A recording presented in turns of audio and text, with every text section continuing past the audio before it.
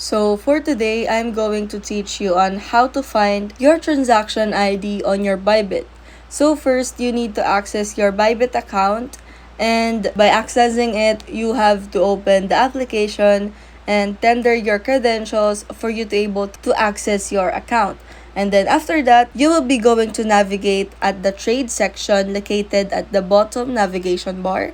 And once you're in, you will see a bunch of options, but just simply click or find the gear icon, which is at the middle, where you can see the positions, assets, borrowings, tools. Beside the gear icon, you will see a file icon or transaction icon. You just have to click on that. And once you click on that icon, you will redirect to the all orders. So in this page, you will see all of the types of transaction history right here, like order history, trade history, and delivery history, and more. So you can find any transaction ID of your choice or which specific transaction you are looking for.